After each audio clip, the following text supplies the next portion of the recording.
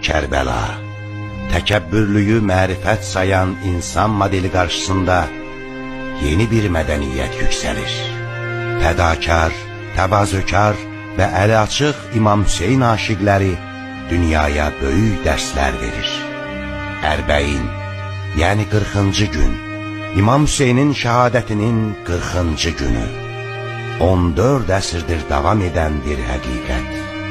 Səddamın dövründə gizli baş verən hadisələr, son günlər dünya miqyasında misli bərabəri görünməyən bir atmosferə büründü. İrqindən asılı olmayaraq, insanlar Kərbəlanı könüllər fatihi bilərək, dünyanın dörd bir yanından İraqa axın edir. Nəcəf və Kərbəla arasındakı məsafəni təqribən 3 günə piyada gedib, İmam Hüseynin türbəsinə yetişirlər. Bu insanların sayı 20 milyonu keçir. Yəni Kərbəla zəvvarları İraq əhalisinin sayına bərabərdir. Təsəvvür edin ki, kiçik bir şəhər, ölkə əhalisinin sayı qədər insana ev sahibliyi eləyir. Bu eşq yolçuluğunda bir loxma çörək almaq üçün deyil, bir loxma ehsan edə bilmək üçün milyonlarla insan sanki yarışır.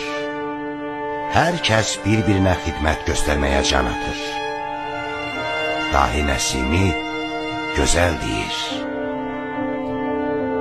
güldən tərəzi düzəldərlər, gülü gül ilə çəkərlər.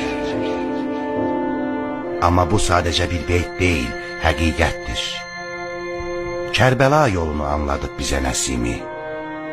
Öncədən bir-birlərini görməmiş milyonlarla insan dövlətin təhlükəsizlik xidmətindən başqa heç bir dəstək olmadan gecə-gündüz yol gedir, yeyib içir, öz ehtiyaclarını belə özləri qarşılayırlar.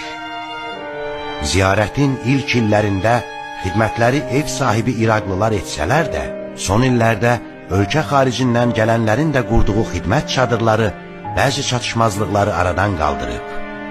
Xidmət edənlərin sayı o qədər çoxdur ki, bəziləri xidmət göstərə bilmədikləri üçün oturub ağlayırlar. Bura Kərbəladır. Burada kimsənin dilinə, irqinə, məzhəbinə, yaşına və dininə baxmazlar. Bu yola düşmüş hər kəs dəyərlidir, əzizdir. Şərəfdir aşiqə canan yolunda yanmaq deyən aşiqlər, minlərlə kilometr uzaqlıqdan, hətta uzaq qitələrdən də gəlib bu eşq yolculuğuna qoşulurlar. İnsanlıq tarixində bunun bənzəri yoxdur, olmayacaq da.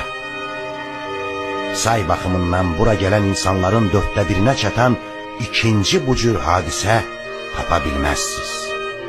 Təəssüflər olsun ki, belə bir hadisə xəbərlərdə və gündəmdə olmağı artıqlaması ilə haqq etdiyi halda, dünyanın marağını özünə cəlb edən eşq yürüyüşü, ölkə və dünya mətbuatında yetərincə işıqlandırılmır.